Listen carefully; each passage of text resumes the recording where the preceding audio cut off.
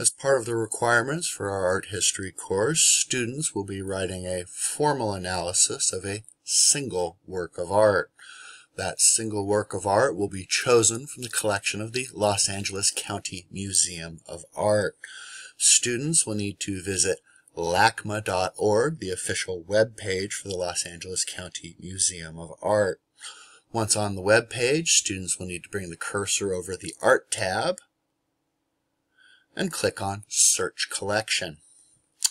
Once on this page, you will need to scroll down and click on View tab here on the left.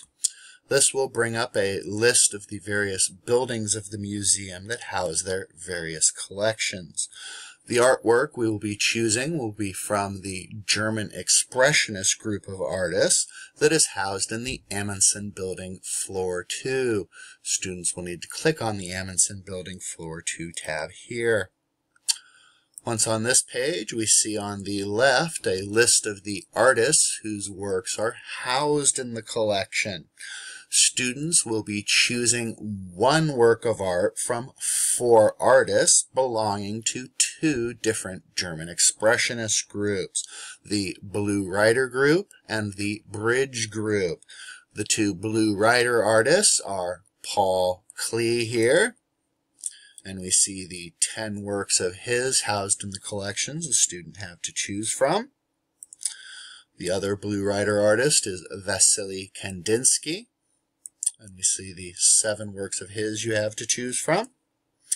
The 2 Bridge artists are its founder, Ernst Ludwig Kirchner, and we see his 5 works here, including a sculptural piece. And the other Bridge artist is Max Beckmann. He likewise has a sculptural work to choose from.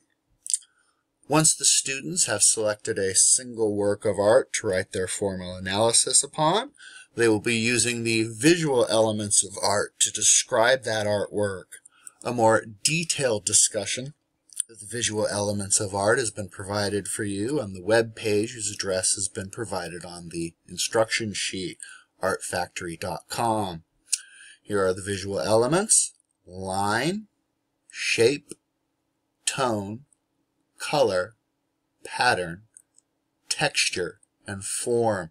Students will only be discussing form if they choose a sculptural work of art, since form refers to the way that the work engages with the space around it. To give you an idea of how this might look in an actual artwork, I will give a brief discussion of the visual elements in Pablo Picasso's Bust of a Woman, Dora Maar. Line is the most basic tool of an artist. He uses it to describe the space and shapes in his artwork. For example, here, the lines describing the room, or the lines giving shape to the woman he's depicting here.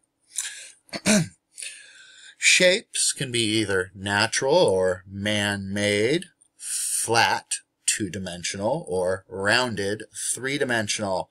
Here, Pablo Picasso very consciously flattens the shape of the woman's head here to create a 2-dimensional effect. Tone refers to the lightness or darkness the artist creates in the work. Here we see lightness and darkness.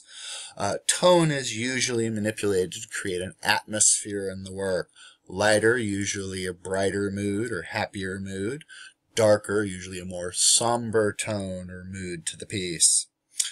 Color is the most basic tool that an artist uses to control our emotions in an artwork. Usually the brighter the colors, the happier our emotions. The darker the colors, the more sad our emotions. And here we see with the heavy blacks and dark blues of color that Picasso is using, he's clearly trying to evoke a more sad or somber mood.